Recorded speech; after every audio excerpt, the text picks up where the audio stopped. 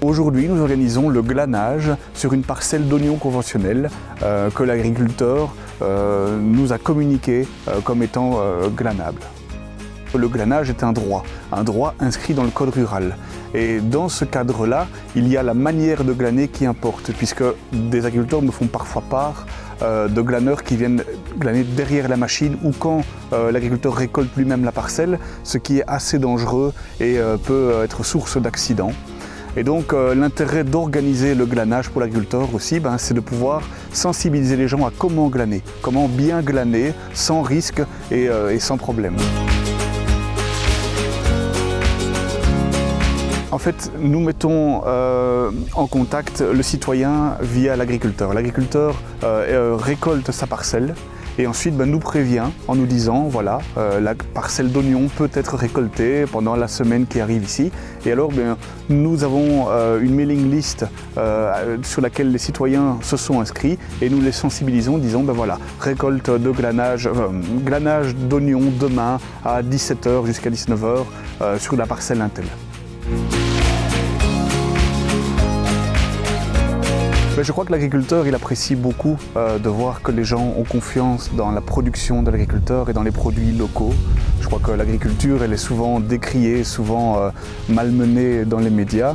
Et donc l'agriculteur est toujours intéressé de voir que ces produits attirent l'attention des glaneurs. Aujourd'hui, je crois qu'il y a une déconnexion entre le consommateur et le producteur. Aujourd'hui, les produits que l'on retrouve dans notre assiette viennent souvent du magasin, mais on ne se pose pas assez la question de savoir d'où ils proviennent réellement. Et donc le projet de glanage ici a pour vocation de reconnecter le producteur et le consommateur, autrement dit la terre et l'assiette. L'objectif de notre projet est d'autonomiser le glanage et c'est pour ça que nous pouvons compter sur un réseau de glaneurs encadrants, des glaneurs bénévoles qui se sont montrés très intéressés par l'organisation. Nous comptons en tout cas sur ce réseau pour autonomiser l'opération de glanage, ce qui veut dire faire le lien entre l'agriculteur et le citoyen et donner les bonnes pratiques de réalisation du glanage. Quand l'on lance l'événement sur d'autres sites, par exemple le parc naturel des Plaines de l'Escaut a fait une publicité spontanée pour l'organisation du glanage, tout de suite les gens ont montré leur intérêt. Autrement dit, avec peu de moyens, avec peu d'outils, on peut quand même lancer une opération de glanage. Il y a des bénéficiaires, alors il y a des bénéficiaires très concrets, on va dire.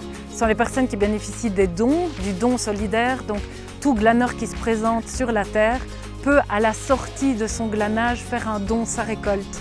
Et ça part directement aux associations locales avec qui on est en partenariat. Parce que via ma fiche, qui s'appelle la fiche Hub Citoyen, ce projet en tout cas met en réseau les associations locales. Et alors il y a des bénéficiaires qui sont peut-être moins palpables, mais les bénéficiaires c'est directement l'agriculteur en fait et les participants au glanage. Parce qu'eux ils apprennent des choses, ils comprennent peut-être mieux la situation dans laquelle se trouve l'agriculteur et comment il travaille. Et puis le citoyen peut exprimer aussi certaines situations qu'il vit au quotidien dans nos campagnes. Et là, on a vraiment un dialogue qui s'installe, qui est assez court, mais qui est nécessaire et qui fait du bien à tout le monde en fait. On se rend compte qu'à la fin du glanage, il y a comme une espèce de sérénité qui s'installe, rien que parce qu'on a discuté. Simplement. Dernièrement, il y a eu pas mal de focus médiatique sur des incivilités envers les agriculteurs et envers la terre. Et donc là, on s'est rendu compte qu'il y avait quelque chose à faire et à recréer pour que les glaneurs puissent lire la terre et comprendre quand ils peuvent intervenir après le travail des machines et que ce ne soit pas considéré comme du vol. Il y a un contact aussi direct, le fait de se présenter à l'agriculteur et de demander tout simplement de pouvoir venir glaner, ça apaise, ça garantit en tout cas d'être légitime et que la présence soit légitime sur la terre. Un autre frein que nous avons levé, en fait, c'était le fait de pouvoir conserver l'anonymat. Donc il y a des personnes qui sont réellement dans le besoin sur ce territoire. Et ces personnes-là, on a pu les identifier par notre pratique et par d'autres actions que l'on mène. Et donc, on leur propose de venir librement en toute discrétion, se servir et pouvoir répondre à leurs besoins de première nécessité, manger et pouvoir lier les deux bouts en fin de mois.